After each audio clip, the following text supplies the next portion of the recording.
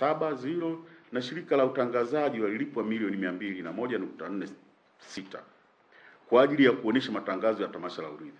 Hata hivyo, hakukuwa na risiti za kielektroniki zilizotolewa kuthibitisha kupokelewa kwa malipo hayo na hao waliolipwa.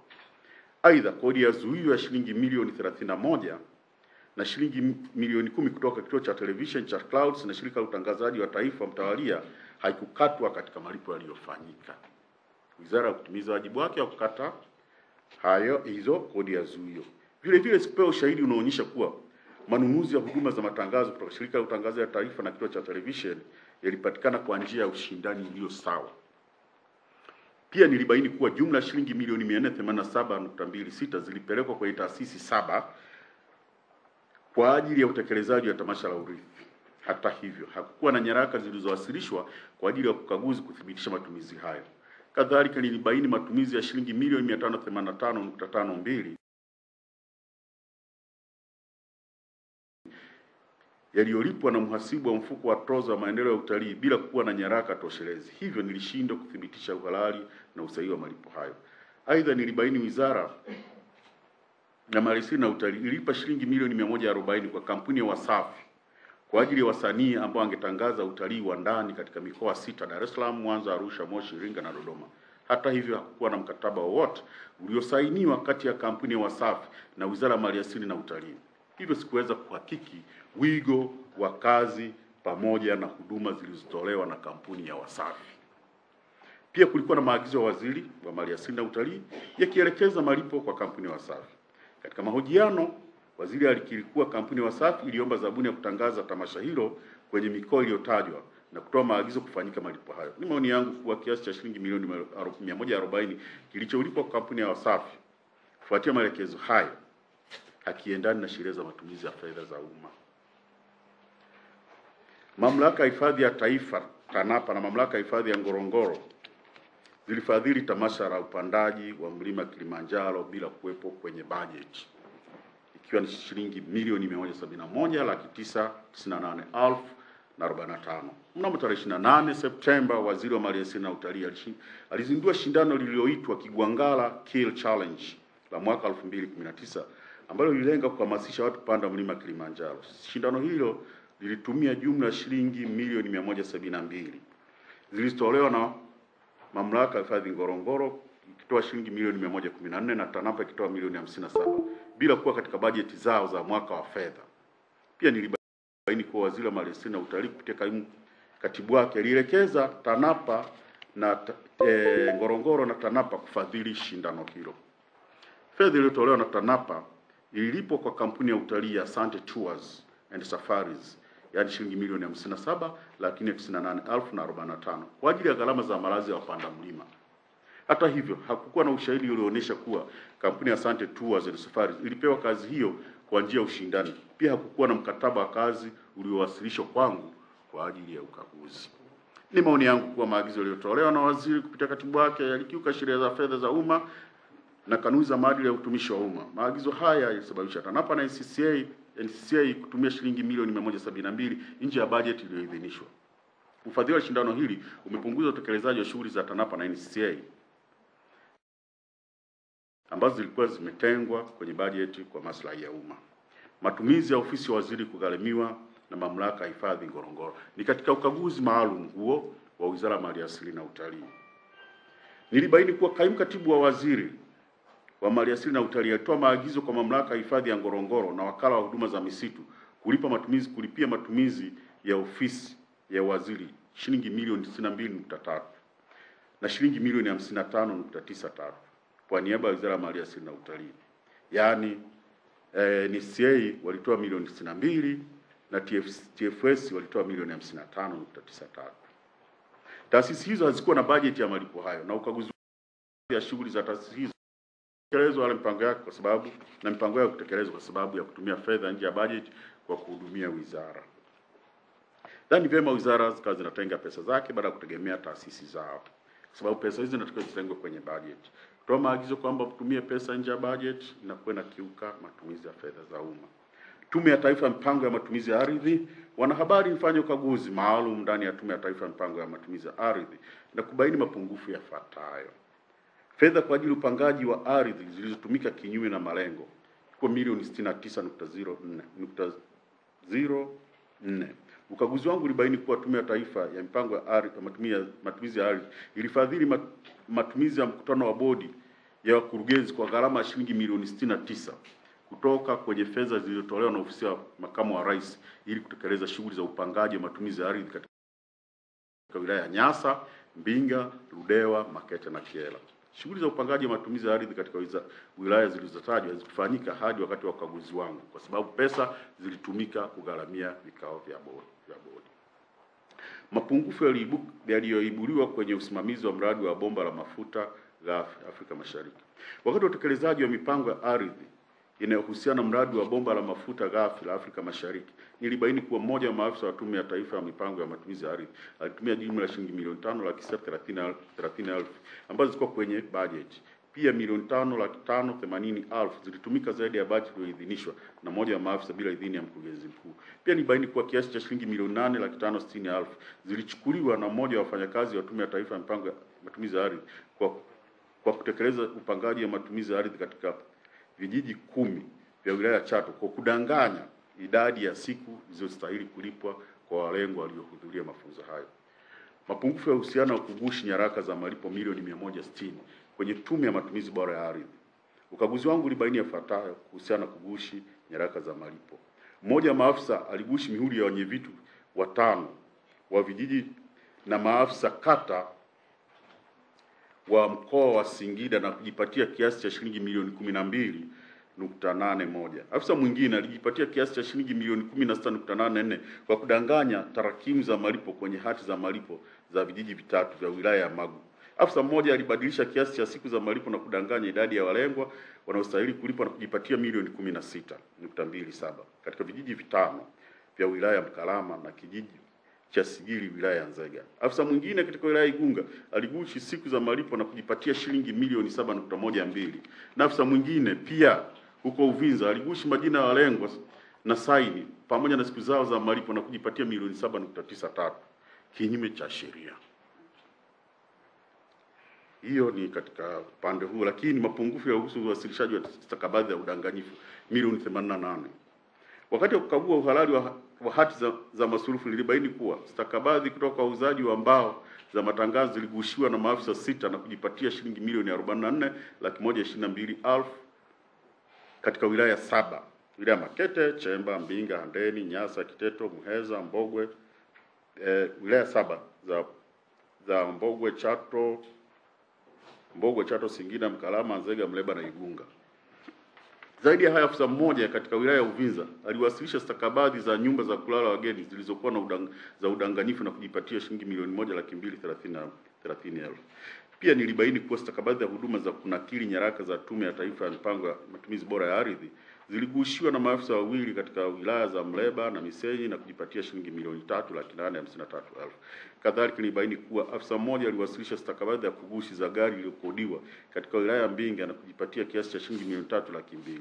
Vile vile nilibaini maafisa 9 wa tume waligushi stakabadhi ya kielektroniki na kujipatia shilingi milioni 35,874,560. Matokeo ya ukaguzi mamlaka ya serikali za mitaa. Katika ukaguzi wa mamlaka ya serikali za mitaa nilibaini mapungufu yafuatayo. Mapato yaliyokusanywa lakini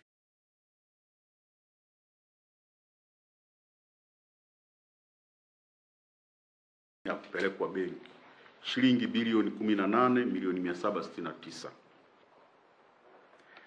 Ili pia taarifa ya makusanyo ya mamlaka ya serikali za mitaa 135 na kubaini kuwa shilingi bilioni 18,769,000 zilikusanywa kutoka vyanzo mbalimbali. Hata hivyo, hakuna ushahidi unaoonyesha kuwa kiasi hicho kiliwasilishwa benki. Pesa zinazokusanywa zinatakiwa zipelekwe benki. Hii inaashiria usimamizi hafifu wa mapato. Kutopatikana kwa nyaraka zinazoonyesha mapato yaliyokusanya yalipelekwa benki kulinizuia kujiridhisha kuhusu uhalali, usahihi na ukamilifu wa kiasi cha mapato kilichokusanywa na kuwekwa kwenye taarifa za fedha za halmashauri husika. Halmashauri zimeorodheshwa hapa, zipo. Mapato yalikusanywa nje ya mfumo wa ukusanyaji wa mapato wa serikali za mitaa. Kuna bilioni 1.337 katika wilaya katika halmashauri 22. Tumekusanya, nilipitia taarifa mbalimbali za ukusanyaji mapato katika halmashauri 22 kubaini kiasi cha shilingi bilioni 1.137 kilikusanywa kwenye leseni za biashara na vyanzo vingine nje ya mfumo. Nataka tukusanye kupitia mfumo wa LGRCIS, lakini tukusanya nje ya mfumo shilingi bilioni 1.337. Mapato yanakusanywa nje ya mfumo yanaweza kutumika vibaya na wakusanyaji bila kugundulika kwa kuwa haonekani kwenye mfumo, hivyo kutoa mianya ya upotevu wa mapato. Pia makusanyo yanayokusanywa nje ya mfumo yanaongeza hatari ya watumishi wa ukusanyaji kujinufaisha na vitendo vya rushwa na ubadhirifu. Miamala ya shilingi bilioni 4.792 iliyofutwa kwenye mfumo wa mapato bila kuwa na viambatisho muhimu. Unatakiwa ukifuta miamala kwenye mfumo uwe na viambatisho na authorization, lakini nilipitia marekebisho ya miamala kwenye mfumo wa mapato katika halmashauri 35 kubaini kuwa kiasi cha shilingi bilioni 4,792,500,278 zilifutwa kwenye mfumo bila kuambatanisha nyaraka muhimu za marekebisho hayo. Na wakati mwingine marekebisho hayo ya kuidhinishwa na mweka hazina au afisa masuhuri, kinyume na agizo la 37 agizo dogo la 6 la randama ya fedha za serikali za mitaa. Mapato ambayo hayakusanywa kutoka kwenye vyanzo mbalimbali yalikuwa bilioni 30.86. Mapato ya shilingi bilioni 159,539,936 hayakusanywa na yalikusanywa kutumika kabla hajaenda benki. Hii ni kinyume na taratibu. Mapato ya shilingi bilioni 2.345 yalikusanywa na mawakala na hakuwasilishwa serikalini. Nilibaini kuwa jumla ya shilingi bilioni 2.345 zilikusanywa na wakala mbalimbali katika halmashauri 18. Hizo fedha hazikuwasilishwa kwenye mamlaka hizo, yaani mamlaka ya serikali za mitaa. Kitendo hiki kinaashiria kuwepo kwa ubadhirifu wa mapato hayo. Halmashauri zimeorodheshwa hapa ambazo mawakala wamekusanya pesa kutoka kwa wananchi kwamba zipelekwe serikalini, lakini pesa hizo hazijaingia serikalini. Ndugu wanahabari, lakini pia nilikagua na kugundua kwamba malipo yenye thamani ya shilingi bilioni 5.54 hayakuambatishwa na risiti za kielektroniki. Serikali inasisitiza matumizi ya risiti za mashine za kielektroniki, lakini unakuta halmashauri zinafanya manunuzi hazidai risiti za kielektroniki. Kwa hiyo zinachangia wakati mwingine ukwepaji wa kodi. Ni vema, kwa sababu kodi hizi ndizo zinatusaidia sisi sote ndani ya serikali, ni vema wakahakikisha kwamba wanapata risiti za kielektroniki. Lakini nilibaini kuwa halmashauri 24 zililipa shilingi bilioni 1,561 kwa manunuzi ya bidhaa, lakini bidhaa hizo hazikuwa zimepokelewa na halmashauri husika mpaka wakati wa ukaguzi. Lakini nilibaini miamala yenye viashiria vya udanganyifu yenye thamani ya shilingi milioni 614. Miamala ya kidanganyifu ni ile inayosababisha upotevu wa fedha. Ukaguzi uliofanyika kwenye malipo kwa wadai mbalimbali na makusanyo ya mapato kwa mwaka huu wa ukaguzi ulibaini malipo na makusanyo yenye viashiria vya udanganyifu vyenye thamani ya shilingi milioni 614.51 kwenye halmashauri za wilaya 9 ambazo ni Nkasi, Buhigwe, Kakonko, Tabora, Korogwe, Mbinga, Muheza, Longido na Mvomero. Makato ya mishahara ya bilioni 5.079 ambayo hayajawasilishwa kwenye taasisi husika. Makato hayo yamekatwa lakini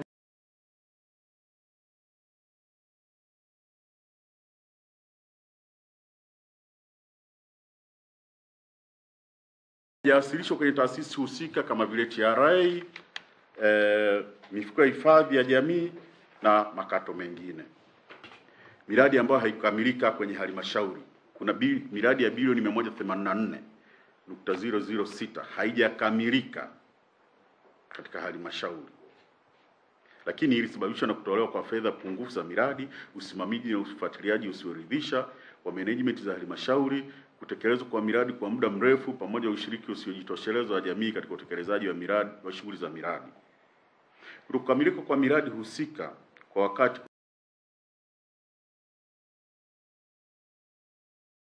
unaweza kupelekea ongezeko la bei za bidhaa bidhaa za ujenzi kutokana na madhara ya mfumuko wa bei. Jamii zinazolengwa kuchelewa kunufaika na huduma kwa wakati kama ilivyokusudiwa.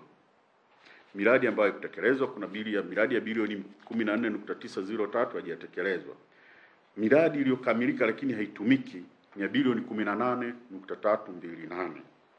Mikataba yenye thamani ya shilingi bilioni 25,561 haikufanyiwa upekuzi wa kisheria. Tunafanya manunuzi lakini hatujafanya upekuzi wa kisheria. Kuna halmashauri hapa, halmashauri ya wilaya ya Mpanda, halmashauri ya wilaya ya Kigoma, halmashauri ya wilaya ya Wanging'ombe, wilaya ya Makambako na Mkuranga. Bilioni 25 hazikupelekwa ili kujiridhisha. Kwa maoni yangu, tufanye upekuzi wa mikataba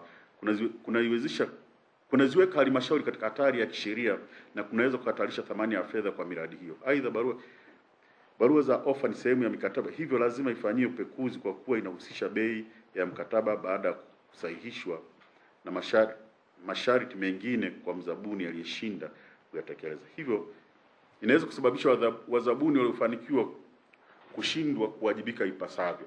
Kwa hiyo ni vizuri tukapeleka hii mikataba ile ambayo inaenda kwa mwanasheria mkuu wa serikali iende, lakini ile ambayo inatakiwa ifanyiwe upekuzi na wanasheria wetu wa ndani basi ifanyiwe na sheria wa ndani. Nimebaini dosari mbalimbali za manunuzi katika mamlaka ya serikali za mitaa. Kati ya dosari hizo, manunuzi yasiyo na ushindani ndio kasoro iliyoongoza, ambao halmashauri 57 zilifanya manunuzi ya shilingi bilioni 9.14 bila ushindani wa bei kama ilivyoorodheshwa katika jedwali hapa chini.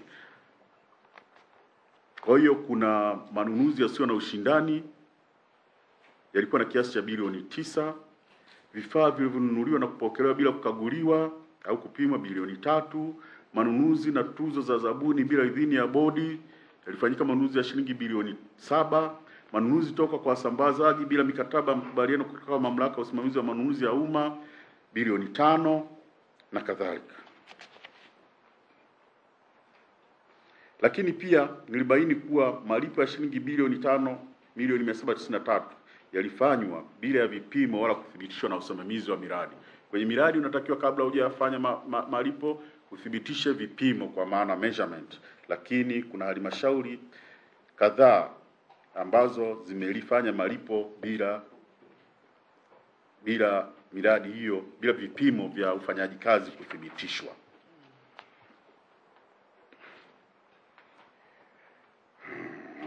Miradi yenye thamani ya shilingi bilioni 23,376 ilitekelezwa bila ushauri na kusababisha ucheleweshaji wa huduma ya maji kwa jamii. Katika ukaguzi wa majarada ya mikataba ya miradi niliyoichagua, nimebaini halmashauri 2 zilitekeleza mikataba 3 yenye thamani ya shilingi bilioni 23.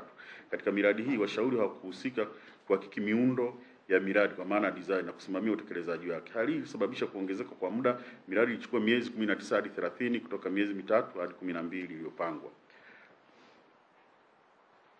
Orodha ya miradi hiyo iko hapa: ujenzi wa bwawa huko Sumbawanga, Wanging'ombe na Makambako. Lakini ilishindwa kukidhi